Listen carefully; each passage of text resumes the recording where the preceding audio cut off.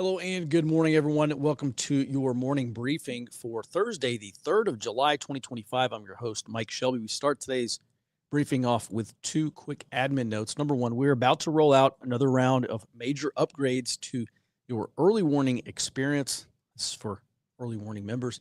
You should be, I think right about now, you should be receiving an email from us explaining some of those changes. And this morning's report, I also provide a link where you can read about those upcoming changes on our new blog. Whether you joined us through the Early Warning Network or you're a long-time Forward Observer member, going back to like 2016, we appreciate your continued support. And I'm very excited about the changes that we are adopting. This is kind of the next evolution of what we're doing, really in anticipation. I think July is more likely than not to be a wild month. See what happens. The second admin note here is we will not be producing a report tomorrow. We'll obviously not be on the show in observance of Independence Day. So on behalf of the Forward Observer team, I wish you a safe and happy 4th of July weekend. We will return to normal business on Monday, the 7th of July. And just as a reminder, if you're watching us on YouTube, we are moving this daily briefing over to the Forward Observer channel. All right, with that, let's go ahead and jump inside the Beltway here, starting with DHS. So DHS Secretary Kristi Noem told essentially the DHS Advisory Board, the Homeland Security Advisory Council, she tasked them with numerous missions, including, quote, how we hire good people that work for us and how we fire people that don't like us. Noem also told him about the previous history the secretary had, and apparently Mayorkas told him, quote, specifically told him not to do a lot because that was what the White House was directing them to do. All right, meanwhile, DHS, Department of Homeland Security, Deputy Director of Counter Unmanned Aerial Systems, Stephen Willoughby, will address Congress on July the 9th to renew the authorization for DHS and the Justice Department's ability to disable dangerous drones. That authorization currently expires in September, and I believe he's going to ask for expanded authorities there as well. Also, the members of the California National Guard, some 150 of them, will redeploy to join the Wildland Firefighting Unit elsewhere in the state combating wildfires. California Governor Gavin Newsom called on President Trump to release the remaining troops who, he says, quote, are still sitting idle in L.A. for nothing. And I haven't checked recently, but I'm pretty sure not all the unrest, obviously, but like the nightly rioting has, in Los Angeles, I believe, died down to zero. By the way, there's still like 4,000 troops there, and I believe there's still 700 Marines there as well. Also, ICE, Immigrations and Customs Enforcement, and their Homeland Security Investigations Office out of Newark, New Jersey, this week arrested over 20 people that were part of what they say is a complex criminal enterprise with ties to transnational organized crime. 4 additional defendants remain at large. This, by the way, is happening across the country, these types of arrests with links, domestic groups with links to transnational criminal organizations. Moving over to Virginia, Governor Glenn Youngkin there reported that the Virginia Homeland Security Task Force has arrested over 2,500 people who have been illegally inside the United States since its inception in February. This task force is tasked with, quote, combating transnational organized crime, gang violence, and illegal immigration. Youngkin reports that a related tip line for combating human trafficking has received over 500 tips so far this year, which is a significant jump from the 168 that were submitted throughout all of 2023. Also, the Pentagon published a security update, border security update. There's about 8,500 military personnel, so pretty darn close to a division. About half of them are from the National Guard components. And so 8,500 troops remain deployed to the U.S.-Mexico border. And since that deployment, they've carried out over 3,500 patrols, including over 150 jointly with Customs, Border Patrol, and the Mexican military. And with that, Jared, good morning. Let's go ahead and jump into our global sit rep. All right. Good morning. So the Iranian foreign minister confirmed yesterday in an interview that Iran's nuclear facilities had, quote, suffered serious and severe damage after the U.S. bombing Midnight Hammer. He went on to add that Iran is conducting its own assessment to figure out the full extent of the damage. And actually, the Pentagon conducted its own assessment just released yesterday, and they assessed that Iran's nuclear program will be delayed by 1 to 2 years. Now, I do expect follow-on action with that because 1 to 2 years, for anybody that's been listening to us for a while, is, cut right down the middle, 18 months. You're talking about the Davidson window.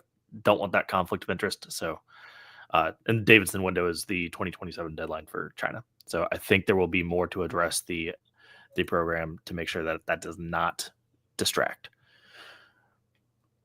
Staying over in the Middle East, 15 members of Israeli Prime Minister Netanyahu's cabinet and party sent him a petition urging him to, quote, apply Israeli sovereignty and law immediately on Judea and Samaria. Now, that's the biblical term for the West Bank. And he's to do this ahead of his meeting with President Trump, potentially on Monday. So we could see that ramp up over the weekend here. China's Ministry of Commerce caught wind of the U.S.-Vietnam trade deal, and they promised to strike back to protect China's own legitimate rights if it felt the U.S.-Vietnam trade deal was at the expense of China's interests. They have broadly said things like this before, where, hey, we don't want trade deals that counteract our interests, but here they are specifically saying, no, this one is concerning to us. Moving over to Russia, Russia's ambassador to Serbia warned that Serbia is facing a slow color revolution. The diplomat claims that outside forces, presumably the West, are financing protests that started in November of 2024 to oust the current authorities. Serbia believes that about 36,000 people participated in a single riot last month. And then we're going to end up pretty much everywhere with the Navy. U.S. Navy officials and Marine officials said that they will include international partners in this year's iteration of the large-scale exercise. This is actually a biannual exercise. It was 21, 23, and now 25. The exercise will coordinate every fleet that the United States Navy has and include participation from NATO, Canada, and Japan while, quote, simulating realistic global force generation requirements for a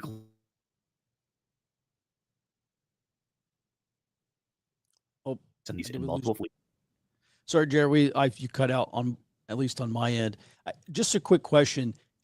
How significant is this? So there's this global conflict exercise already happens every 2 years, which is fine. So this is a routine exercise, but it is being expanded this year. Is that indicative of anything? I think so. So there's been a lot of talk over the last couple of years. The United States as a whole cannot fight two fronts, which sure. So the inclusion of NATO, Canada, Japan, what that's doing is actually preparing for a global force in the event of a worst case scenario where Russia moves on Europe at the same time China moves on Taiwan, at the same time potentially Iran and Israel truly get into it. That way there is global coverage in America's interest, even if America is not necessarily the primary belligerent in those theaters. So they're preparing to take a leadership role across the world rather than being a primary combatant, which will have to, basically the U.S. has to be a primary combatant in Asia and cannot support anywhere else. This is to cover down on those weaknesses. Mm-hmm. Okay. All right. Interesting. Thanks for that. And with that, let's go ahead and talk about this CIA Tradecraft review. Is a declassified Tradecraft review looking at the assessment of the of Russian interference in the 2016 election. I don't want to relitigate this, but I'm just going to take you through some of the high points and the things that I thought were interesting here. So this is a Tradecraft review. So it is actually looking at how the sausage was made and the processes and the decisions that were made in support of arriving at this specific conclusion, which was that, again, and their conclusion was that Russian President Vladimir Putin, quote unquote, aspired to help then presidential candidate Donald Trump win the 2016 election. That was their assessment. the assessment was not that there was any material changes to the election or that interference changed the outcome. With that, there's a handful of things that I think bear pointing out. I have this stuff in the report this morning. It's much longer. We can't possibly go through all these details. However, media leaks in early December 2016 that suggested a definitive conclusion had been reached before the initial assessment process had concluded. CIA says, quote, risk creating an anchoring bias. Now, this is very important because there are many forms of bias, and any intelligence analyst should know them well. Anchoring is essentially being prematurely exposed to someone else's conclusion. And psychologically, you may be susceptible to anchoring bias when you allow someone else's conclusion to anchor your own conclusion. And so this was, I think, one pretty clear-cut form of not only illegally leaking, and I'm not sure that we actually ever found those leaks. They probably, I don't want to say they come from the top, but if you consider that this whole process was politicized, it would just make sense that someone at the very highest levels selectively leaked this kind of information for political purposes. And so that's the first thing to point out. The second thing is this report gives us numerous cases of these irregular processes that were involved to arrive at the final assessment.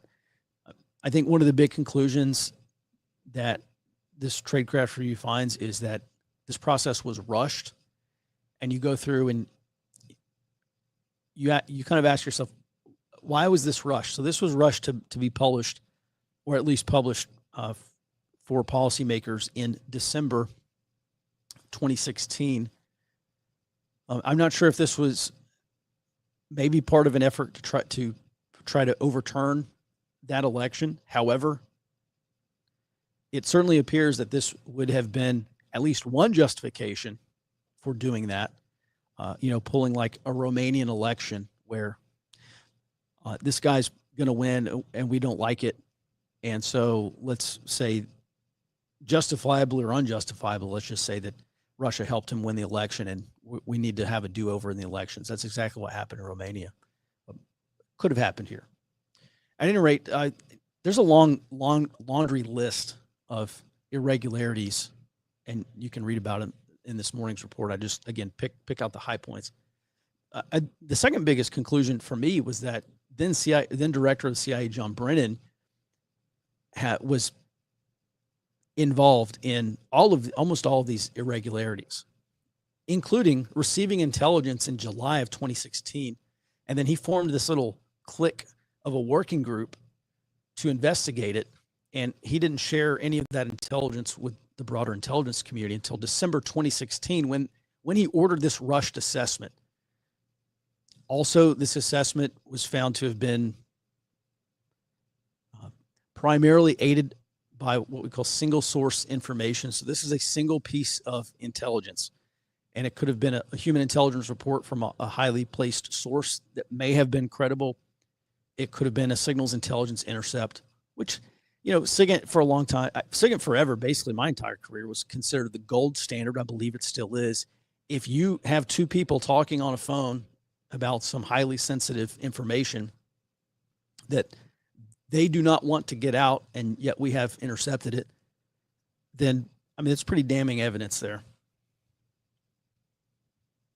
And yes, there's a deliberate deception that could be happening there as well. But just in general, we used to say two things: officers love pictures, and officers love SIGINT. So I'm not sure what that single source of information is, but relying on single source information is inherently vulnerable, because if you're an intelligence analyst, one of the things you're trying to do is either confirm or deny a certain piece of information. And that when you have this all source approach, when you use signals intelligence and imagery and open source and human intelligence and all the other ints that you may have available, we can say, we can maybe get a signals intercept that this leader of this foreign country or an insurgent leader says, oh yeah, my associate, whatever, is at this specific location. And so we get that signals intercept. Okay. And then maybe we send in, maybe we have some surveillance, or we have some ISR asset, or we have signals intelligence from that guy's cell phone that confirms that, oh yeah, he actually is in this place. So we can take these two pieces of information that were collected independently and put them together and say, yeah, we have two independent sources of intelligence that say that arrive at the same thing. They're saying the same thing.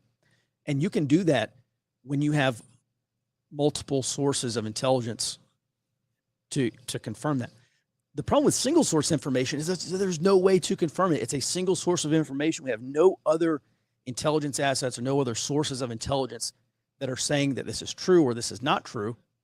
And so that is why relying on single source is inherently vulnerable. And that is one of the things that CIA did in this assessment. And from the reading of it, at the urging, or actually it's more than urging, at the order of John Brennan, who again was the then CIA director. Also, there's a couple of sections here about the Steele dossier, which has been debunked and widely discredited. One of the most important things was, I'll just read you the quote here. Quote, FBI leadership made it clear that their participation in this intelligence community assessment hinged on the dossier's inclusion, meaning that FBI Director Jim Comey or whatever senior leadership at the FBI was making this decision said, we're not going to play ball unless you include the Steele dossier, which again has since been very widely discredited.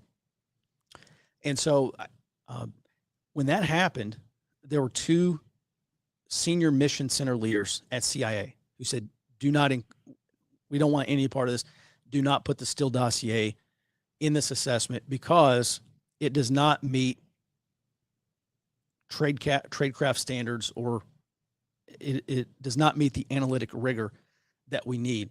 And actually, one person actually emailed John Brennan and said, quote, including it in any form risks the credibility of the entire paper. And then Brennan personally overruled those objections. And one of the other things is that this review finds that the overall assessment, quote, did not merit the high confidence level that was applied to it. So my takeaway here, things that I think you should know is, number one, this Tradecraft review actually does not dispute the core assessment that Putin, quote unquote, aspired to help Trump win the 2016 election. The report specifically states that, quote, the overall assessment was deemed defensible. However, it does find that the assessment's high confidence statement was unwarranted. And again, as I understand it, just reading through this, it's only 8 pages. It's pretty dense though. My understanding from just reading through it is that high confidence assessment was assigned primarily due to this single source of intelligence information. And that would be analytic malpractice. At least that's what this report says. The National Security Agency, for instance, NSA, objected to that high confidence level. They suggested their own moderate confidence. And when we talk about confidence, okay, so you have a piece of reporting. Let's say you have a signals, or let's say you have a human report. Let's just go with that. Okay, so this is a human intelligence source or asset subject reporting some piece of information. Okay, so not only do you have a credibility statement or reporting history from that source. So if this guy's been a source for many months or several years, and he has a long history of reporting, we can go back into that body of intelligence that he's produced, or the intelligence information reports that he's produced, and judge the veracity overall and say, actually, this guy's produced 20 reports and 17 of them are confirmed. Okay. So, and maybe the 3 other were, who knows, whatever, they weren't confirmed, but 17 out of 20 is pretty good. Okay. That would make him a reliable source. So that's one thing that we can use to judge the veracity of this new piece of information. I don't know whether it's true or not, but this is a reliable source. It doesn't mean that this latest thing this guy is saying is true, but it could lead me to believe that's maybe more likely true than not, or that would at least be a a positive factor in that assessment. So when you make an assessment, is you have to arrive at a conclusion. You can't just tell policymakers, well, I mean, you can tell them you don't know. But on something like this, you have to arrive at a conclusion that is more or less defensible. And then you apply some level of analytic confidence. Like, I have high confidence in this conclusion. We strongly believe that this is the case. Or maybe you say, I have low confidence in this. We believe this is what happened, but we're not entirely sold. Or we believe that this is what will happen, but I'm not swinging for a grand slam here. I have a low confidence. So at any rate, NSA said they applied moderate confidence to this assessment. And again, that was overruled by John Brennan, who applied a high confidence statement to the assessment. I do just want to point out a couple of things. Previous independent assessments, including one from the special counsel, concluded that Russia's attempted influence campaign did not have an impact on the election outcome. Also, this report states that credible intelligence implicating Russian support for then candidate Hillary Clinton was omitted from this assessment process. And the report states that suggests that, quote, Putin was more ambivalent about which candidate won the election. And on that point, I think there's way too much focus on, people say, oh, Xi Jinping wants this person to win. Xi Jinping wants Biden to win, or, whatever. And yeah, maybe that was the case. I think more often than not, these world leaders, I mean, of course they have a preference, but realistically, they're going to do what they're going to do regardless of who gets elected.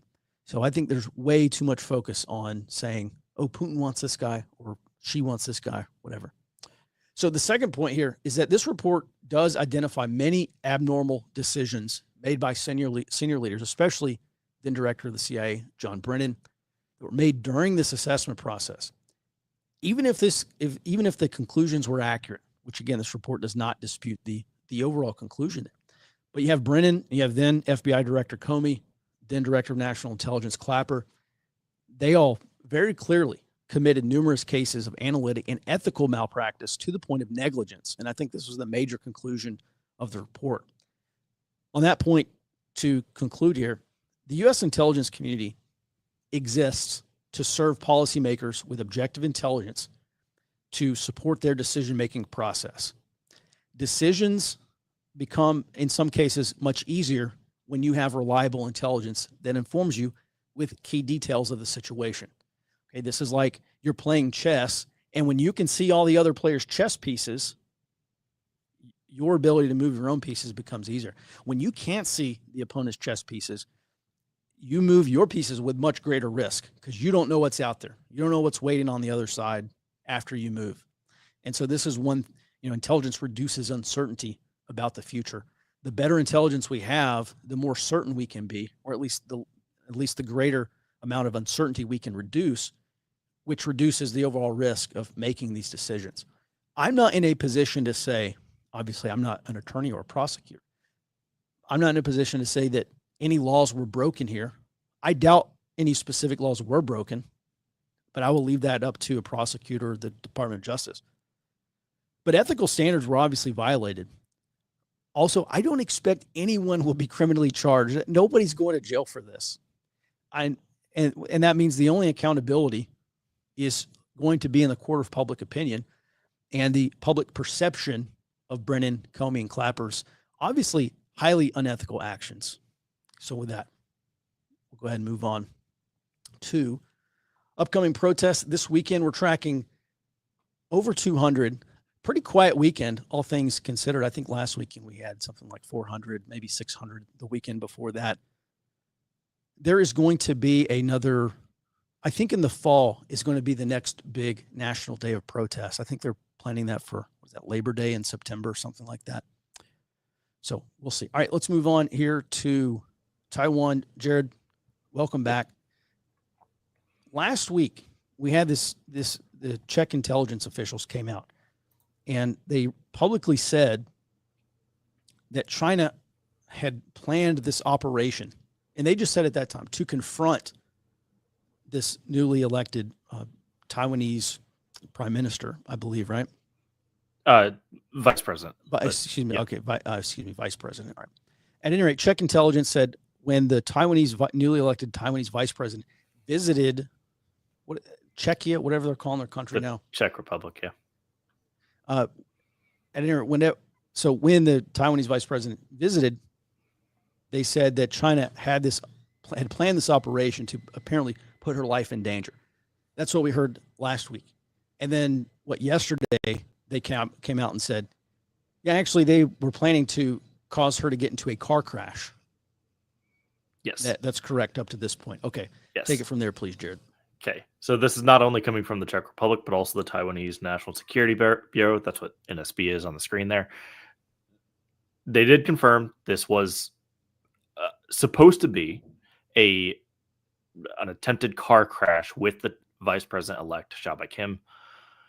Now, the Czech military intelligence was careful to say this did not go beyond the preparation stage. The guy never got in the car. We intercepted it ahead of time. Fine. The Taiwanese National Security Bureau said that they were unsure if the plan came from Beijing itself or if it was entirely planned by the Chinese diplomatic officials inside of the Czech Republic. Basically meaning the embassy officials, potentially could have assassinated a second in command of a foreign country in a third-party country. One Taiwanese professor over at the Central Police University, who obviously being that he's helping coordinate the entire education of the police system over there, he said he expects China to actually attempt similar actions again in order to stress test foreign nations. So as we see about once a year, major Taiwanese officials, usually the president, does a tour of what's remaining of their recognizing partners like Guatemala. Sometimes they stop over in the United States. So what he's saying is that, yes, when those trips happen, expect similar confrontations, like be warned for it. That's a very significant issue when you take into account what the NSB has said, which is that, hey, we are not necessarily going to get these from Beijing. This could be planned by the embassy or the consulate in the local area. Interesting. So they could do that independent of what the Chinese Communist Party or Politburo, whoever wants. Yes. Now, as far as why this matters, the intelligence agencies are refraining from calling this an assassination attempt, but they do acknowledge that a car crash would have threatened Xiao's life. So if I'm being frank, I think this was an assassination attempt. If you're preparing a car crash and it's going to threaten somebody's life, that math adds up to me. But they refuse to call it that. The fact that this attempt may have come from China's embassy and not Beijing strongly suggests there are semi-rogue elements. Not to say that they want to counteract what China does, but they think they know better and are attempting to effectively just act independently. And that's a major no-no for the Communist Party. Well, yes. But so when we take a quick side tour, when we talked about, hey, what kind of politics, what kind of politics is there in China where Xi Jinping could be losing power? The problem is not a liberalization of China, but an extremization. Basically, they get more extreme with the PLA. That is rampant throughout China. And I think that's what we're seeing here is it's not basically they look at it and go, okay, well, he's not doing enough. I want to take action. Mm-hmm. Yeah. So is this the debate that's happening inside China? Occasionally I'll get an email from someone who probably knows or has some kind of inside information, the China watchers, and they say Chinese President Xi Jinping is losing his grasp on power. There's internal dissension. There are generals that are being replaced who were loyal to Xi, and they're being replaced with people who are loyal to whoever this other guy is. I don't recall his name. Jared, I've heard stuff like that for years. But I will just tell you, it seems like I hesitate to call it chatter, but I would say there's a lot more smoke here than what I think we've previously seen. And if these embassies are acting out of, by the way, this would be like MSS type operations. I don't know what the Chinese intelligence operation arms that would be planning this kind of stuff. Like for us, for instance, it would be CIA. I'm not sure. Does MSS typically plan those types of operations? Do you know? I don't think so. I honestly That's can't think fine. of a Okay, time so that it's I can't somebody. think of a time that China's ever done an international assassination. Sure, right. So okay, so that's an intelligence gap for us. We can look into it and maybe figure that out. But yeah, if this is happening, obviously without the approval of any central authority, that I mean, I think that speaks greatly to the level of control that maybe Xi Jinping or the central government there is losing. We can talk It about this more. I'll give you the final point. We'll move on. it does say, it says a lot about China, but it also, I think the fact that this is a potential independent action makes China's actions, China being the Far broad more sense, unpredictable. Yeah. yes, considerably harder to predict and to counter, because you have to effectively watch at the same level as a nation state every single embassy, every single consulate, because you don't know which one is actually going to have these semi-rogue elements that would want to do this. And this does not account for, well, do they want to act against the Taiwanese diaspora, which there are a ton of those. Mhm. That this is a major issue that needs that I expect to try to be handled soon, because it's a national security issue, quite frankly, for everybody. Mhm. Certainly, yeah. And I forget just last here. Let me see if I can bring this up. Oh yeah. So this was published in a logistic operations and readiness division report. It's kind of become a meme now, talking about doctrine. One reason why we study foreign doctrine is because that's kind of the playbook for how these militaries operate. And when we understand their doctrine, we can better anticipate how they will act on the battlefield. Like, one of the things that we did in the schoolhouse when I was in AIT is one of the final big projects is you had to basically build out a situation template. You were given a unit, which was I enlisted in 2004, went through the schoolhouse in 04 to or excuse me, I started early 05 in the schoolhouse, and they we were still operating off of kind of like Soviet era doctrine. I mean, we're talking about BMP-3s, like Soviet style equipment, and this was 04, 05, still early in the global war on terror, but we were still learning very conventional warfighting doctrine. So one of the things that we had to do is look at a given area and identify where this foreign country, which is called Ariana, just a made-up fictional country for the purposes of a lot of exercises, we had to determine where their self-propelled artillery batteries would be, and we had to place them on a map, like guess where they would be on a map. Okay, so to do that, we had to study doctrine and figure out how they did those types of things, and then look at a physical terrain of a map and say, well, based on their military doctrine, they'll be here, here, here, here, whatever. Okay. So at any rate, part of the problem here is that when you have a country that has a doctrine but doesn't follow it, doing those kinds of things becomes far more difficult. At any rate, let's get back to this meme. This is from the U.S. Army Logistics Evaluation Agency. The Soviets are claimed to have said, quote, one of the serious problems in planning against American doctrine is that the Americans do not read their manuals, nor do they feel any obligation to follow their doctrine. The Nazis during World War II, this is according to a German general officer, said, quote, the reason that the American Army does so well in wartime is that war is chaos, and the American Army practices chaos on a daily basis, can confirm. And then finally, this is from some anonymous American soldier, says, quote, if we don't know what we are doing, the enemy certainly can't anticipate our future actions. Point being, yes, when you have these Chinese elements acting independently of doctrine, it is an extremely unpredictable situation. All right, Jared, thanks for that update. And let's go ahead and get into some questions here. Yep. We're going to start off with one from Rumble, actually. Rumble viewers. So this is from Distant Fusion Center. He says, other than a lack of structured analytic methods like competing hypotheses, what other factors should be used to identify poor analytic products coming from a politically motivated IC agency? Mm-hmm. Well, there's supposed to be internal controls. There are guidelines. There's rule books essentially to ensure analytic rigor. You mentioned structured analytic techniques, which are should be at least common practice. I got out in 2012, so I don't know what they've done in the past 13 years. A lot of times, if you read a declassified report, you are reading the final conclusion. You're not reading how the sausage was made. It's kind of like doing long division. When you do long division and show your work, if you make a mistake, if your answer is wrong, you can go back and say, recount all these steps of long division. Say, oh, well, there's my mistake right there. I didn't carry the 3 or whatever. You're probably not. You're definitely not getting that. You may get some of the reasoning.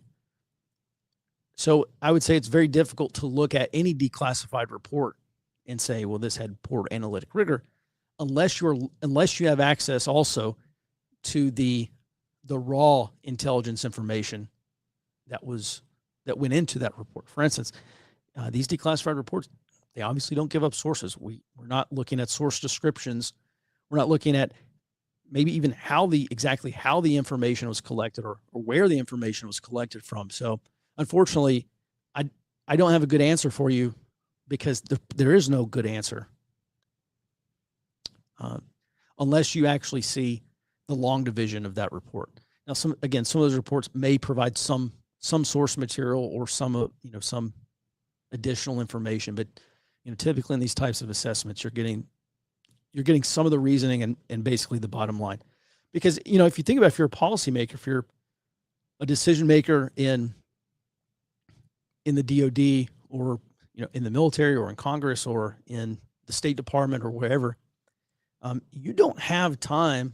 You are assuming that this is the best available intelligence and the best available intelligence analysis and assessment. You're not going to typically, a decision maker or policymaker is not going to go back through and say, well, give me all of the raw intelligence information that you used to arrive at this decision. They're just going to say, okay, interesting report. Thank you. I'm ready to make a decision now. So it's in so many words, that's my answer. Great question, by the way, and thanks for that. If the next big day of protest is not until Labor Day, is it an indication that the left failed to launch this summer? Things seem overall quiet since the No Kings protest. Well, I've been saying last year that there will not be a failure to launch this year because there will be no launch this year. I was back actually 1 year ago, almost today, I started having, and I mentioned this in the reports, having serious doubts that 2025 would pop off at all. And even in the week before the election, a couple weeks before the election, I said, Trump's going to win and the far left's probably not going to do anything. And a lot of people disagreed with me. Actually, there are videos on YouTube making fun of me for saying the far left is not going to do anything. And they didn't, and they haven't. And so one of the things I've been saying since last fall is there's not going to be, and I've said this on a bunch of podcast interviews as well, and a lot of people disagree with me, which is fine. But listen, I don't swing for a grand slam very often, but occasionally I will have one of those grand slam epiphanies or grand slam assessments, and I stick to it. And, this is one of the cases where you go out of, anytime you have a prediction or anytime you say something that is counterintuitive or goes against whatever's in the zeitgeist, you go out on a limb. All right. It's like a huge credibility issue. Because if you're wrong, like if I'm wrong, people are going to say, oh, Mike's wrong. I'm not listening to that guy. And that hurts me. And that hurts our team. And it hurts Forward Observer. I mean, it hurts everything we do. So when I do go out on a limb and I swing hard, I think people should pay attention because I have high confidence in that assessment. So I don't think there was a failure to launch because I don't think there was an attempt to launch. And 2025 is not going to be a Summer of Love 2.0. It was never going to be because they are still in this rebuilding period. One of the things that I talked about earlier this week was this. There's a report back from I think it was Los Angeles. And they talked about how many new people, just green, have never been involved in any kind of black bloc, direct action demonstration, riot, whatever, insurrectionary style violence. How many green people there were, and they showed up, and they weren't wearing the right black bloc attire. They were still wearing potentially identifiable pieces of clothing. They had the wrong masks. They didn't have the right respirators. They had goggles that were made of plastic that were not shatterproof. And shatterproof goggles is one of the things that you wear. So if they do shatter, your eyes don't get splintered out. And so this report back was just kind of like how much of a gaggle these people actually were. I read that and I say, these people are not ready. Okay, you have this cadre, this core cadre of far left militants, and there's a certain train up period. There's like a testing and evaluation period, because these affinity groups, they don't just go out and say, oh, that's 15 people, great, let's go be gay and do crime. They start off with like low level confidence targets. Again, we can go back to doctrine and read all these they're not manuals, but read all this primary source material on Antifa. If you're not reading that stuff, you don't really understand Antifa and these other far left groups. So we can go back to that and say there's a confidence building period, and they're very much in a rebuilding process. So one of the biggest reasons, I would say there are two big reasons why this has not been a summer of love, and it will not be a summer of love. Maybe three reasons. A, summer's almost halfway over already. But number one, these far left networks have atrophied, and you cannot just rebuild these networks overnight. It takes time. We go back to 2020, and the origins of the 2020 insurrection go back to 2015. So this took several years, at least 4 to 5 years, to build before you have this explosion of insurrectionary violence, something that they call a revolutionary rupture. 2020 was a revolutionary rupture. And so that's the first thing, is that they're in a period of rebuilding. Okay, this is like you go fight some massive war, and your troops are tired, and they need it. It's like trying to do a second D-Day right after the first D-Day. It's like, you're just not going to do that with the same troops. Probably not. So they're in a period of rebuilding, number one. Number two, conditions have changed. These people are being arrested. These city mayors, look at how much the state governor of California and LA Mayor Karen Bass and all these other people in Los Angeles came out and urged that, said, do not go out and be violent. You're playing into the Trump administration. Do not do it. Be peaceful. Go out and voice your opposition. Do not be violent. Okay. We weren't seeing that kind of rhetoric from these politicians in 2020. We were seeing riots are the voice of the unheard. And we were seeing a lot of defense and defending and excusing that type of violence of those riots. We're not seeing that today. So I think the security environment also has fundamentally changed. Last summer, I started talking about in Portland and Seattle, the police departments effectively using counterinsurgency tools against these Antifa and far left networks. So things have fundamentally changed, and that's just not an environment where you're going to launch a Summer of Love 2.0. Been saying it since last year. So this was not, just to wrap up, this is not a failure to launch. This is not a launch attempt at all. At least I would say by the brunt of that movement. All right, which came first, the atrophy of the far left or the arrest factor? Well, I think the atrophy came first, because in 2020, January 21, Biden took over. Not that any of these Antifa militants liked Biden. They just hated him less than they hated Trump. And so just like when, we saw this in 2016, we saw this this year. Trump gets elected. He's like, oh, everyone's like, oh, our guy's in charge now. And, everything's cool. Like, Daddy Trump's going to come in and solve all our problems. I'm not saying everyone feels like that, but I would say there's a lot of sentiment like that. And I think on the left, that was kind of the thing. Oh, we defeated fascism. We got Trump. And now we're going to throw Trump in prison for the rest of his life. And all our problems are going to be solved. And, obviously that was not the case, but that was the sentiment. And so I think there's just some natural atrophy there, because there's just not a sense of urgency. One of the things that made 2020 happen was there was this sense of urgency. People believed, oh, Trump is an inch away from saying he's dictator for life, and we have to stop that. And when you don't have that sense of urgency, you're not spurred to action anymore. And you think you've defeated fascism. You've defeated that fascist threat. at least. And then, so your networks start to atrophy. People start to lose interest, and you stop attending meetings. And so I think the atrophy came first, and then the arrest factor really started. Was that 2023? I think that Georgia RICO case started in 23. Maybe it was last year. But 61, I think maybe 65 of these militants were arrested and charged under conspiracy statutes, which is this is the perfect example of a RICO case. So I would say the atrophy started first, and then the arrest factor followed later.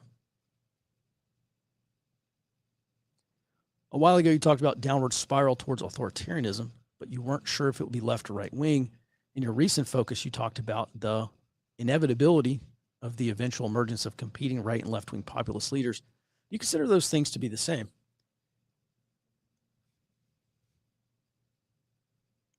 Yeah. So let me just explain some of the reasoning there. Even before Trump, I think you could see that the left and the right, really in the post 9/11 world, I can see, this is my perspective, it may not be your perspective, but what I saw and continue to see is that both left and right in general are heading, let me just say this, I think this country is probably headed towards authoritarianism. And one of the reasons for that is because I actually do think there's been more or less a hollowing out of the middle. And we see the left, and they have become much farther left. And I'm looking at the right, this post-conservative movement, people who have come to the conclusion conservatism is a failed ideology.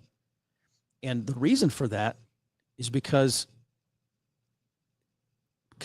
conservatives, more or less anemic use of power, right? I mean, we hear this from so many of the conservative incorporated people. You can't use government power to defend a conservative social and economic order. And so they don't use that power, but the left does. The left does use power to implement their progressive plus social and economic order. And I think a great many conservatives have felt that way. You can't use power to enforce your social and economic order. And the big C conservatives believe that, and progressives believe that. And I look at the MAGA movement and really kind of this post-conservative movement that has come to the conclusion, and again, this is my perspective, I think conservatism is a failed ideology. A lot of people, many people are saying that. And so that leads me to believe that I think under Trump now, we are seeing greater use of government power to enforce that social and economic order domestically. So my overall assessment is that I do see the left becoming more authoritarian, and in some ways I see the right becoming more authoritarian in response. And so that's kind of the first thing. That's kind of like the background. And then we get into Ray Dalio's,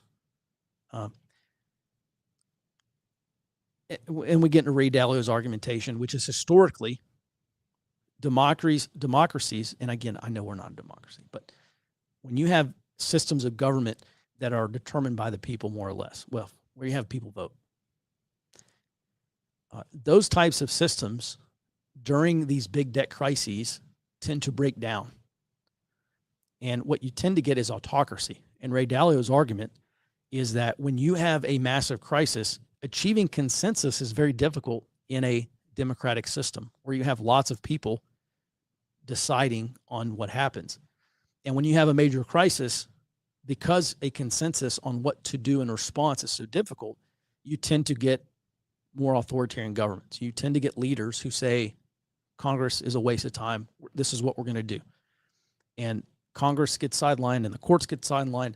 And those decisions are made typically by a central figure, by a central group, i.e. would be the White House. So when I say I'm not sure if we're going to have a left-wing populist leader or a right-wing populist leader, I think it really depends on who controls the White House when this crisis hits. And if it is a member of the Democrat Party, the left wing of the Uniparty, the right wing of the Uniparty, I think that is going, or some counter elite. And I think Trump is a counter elite. I think the people in Trump's orbit are counter elites. So it really depends on who is in charge. And I think during this when this crisis hits, who's making those decisions? And I think that is going to determine whether we become We have a left wing, more or less socialist autocracy, or a right wing autocracy. But I do think we're heading there. So I hope that answers your question. How can I explain the coming sovereign debt crisis to my normie friends and family? What's the elevator pitch? The elevator pitch is, say, what happens when you max out your credit cards and you keep going to the bank and they just keep expanding your credit limit? Eventually, the bank's going to say, we're very concerned that this will never be paid back. So we're not going to expand your credit limit anymore.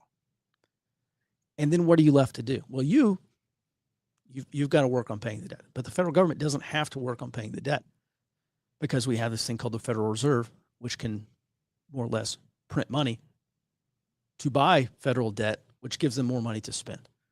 So Ray Dalio, I think, said it best. He said one of his highest conviction and most successful bets as a hedge fund manager is find the things that are unsustainable and then bet that they won't be sustained. And this is one of those cases. The federal debt is unsustainable, and you can bet that it will not be sustained. Eventually, you will have some breakdown. So I would just start with a credit card analogy and explain how dangerous that is, because once the Fed starts monetizing the debt, they inflate the currency. You start getting the currency is going to weaken because they have to produce more dollars to pay down the debt. The question is whether this is going to be an orderly process of debt deleveraging.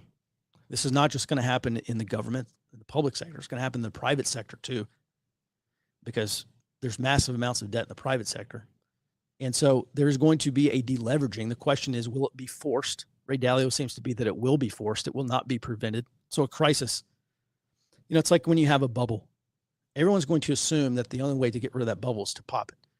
But that bubble could be deflated over time if you make the right decisions. Ray Dalio says they're not making the right decisions. The debt bubble is not going to be slowly deflated. It is going to burst. And maybe that's true. So the question is this an orderly deleveraging, or will it be a disorderly deleveraging? And I mean, that's how I would explain it. I mean, that's really the risk there. Great question. China assassination, are they acting independently or acting on orders, but downstream enough to be disavowed? Okay, is this plausible deniability? It doesn't seem to me like it is, but I don't know. It helps if I unmute myself. I'll entertain the idea that there is, potentially plausible deniability, but I don't think that's the likely case here because the Taiwanese National Security Bureau, the guys that would know for sure, are coming out saying, hey, we don't know whether this was embassy or Beijing. And normally you would see them say, yeah, we think it came from there. So I don't think that there is plausible deniability, but part of plausible deniability, you still end up with what is it functionally instead of necessarily realistically. If it's functionally still just the embassies doing this, kind of doesn't matter whether or not it's disavowed if Beijing never does anything to stop it. Mm-hmm. Which, as far as I know, they have not. Mm-hmm. Interesting distinction. There's one more question, but it was part of your conclusion on which way we're going to go, right or left. Yeah, left authoritarian or right authoritarian, depends who's in charge at the time those decisions need to be made. But you look at the executive branch, obviously there's more and more centralization of power. Obviously didn't start with Trump, started with Bush, the Patriot Act, all that stuff, the effects of our post 9/11 security environment. Last question here on this app. Mike has mentioned the new platform. When we transition, everyone will be transitioning. Will it be a different mobile app? Yes, it will. So the current app that many people use will be, I forget what the technical term is. It's going away. And yes, we will have a new app in the App Store. Also, I'm going to get with Rob. We have a lot of Android users that wanted to sideload the app. And so one of the reasons why we're building this custom app is there is no like privacy trackers, none of that, or the whatever internet tracker stuff. We're stripping out all of that data collection stuff because I don't want that on my phone. You don't want that on your phone. I think we all can agree on that. We don't sell your data. I have no reason to collect it. So that's kind of the first thing. But yes, if you want an APK file to sideload the new Forward Observer app on your Android device. We will work on that. Yeah, deprecated. Thank you. All right, everyone. Thanks so much, Jared. Oh, there was one more question. Perfect timing. It's from one of our beta testers over on the new site. Okay, great. He wants to know, what is your take on the New America Party? Will it gain a foothold and disrupt the political norm to a small degree? I don't know. Elon Musk has a lot of money. Obviously, he is a political actor if he chooses to be. I'm not sure. Maybe this is. I tend to doubt this is Elon Musk's art of the deal. I think he's serious, but Elon Musk did have that falling out with Trump, and then he came back and decided to play nice. And apparently, he's back to having a falling out with Trump. I don't know. It's too early for me to say. Obviously, if Elon Musk wants to be a political player, he will. I think some people probably are at risk of being primaried. The biggest risk, I think, for the country is that Elon Musk decides to run third-party candidates. If he does that, he's far more likely to split the Republican vote than he is to split the Democrat vote. I know this was Andrew Yang, whoever that guy was. He had that forward party I saw where and I don't know how serious this is, but he's come out and trying to find some middle ground allegedly here with Elon Musk. So we'll see. I'm not sure. All right, everyone, thanks so much for your support. I got to meet up with Rob today and implement. I think over the weekend we're going to try to get everyone started to move over. We're going to move the people who are easy to move over are going to get moved over first, and then we'll figure out the hard way. All right, everyone, thanks so much for your support, and I hope everyone has a great, safe, and happy 4th of July. Again, we'll not be here tomorrow. We will be back on Monday, the 7th of July. So, everyone, thanks again for your support. Thank you for watching. We'll be back in your inbox on Monday, back on the show, starting at 08 Central Time. Until then, be well and stay out front.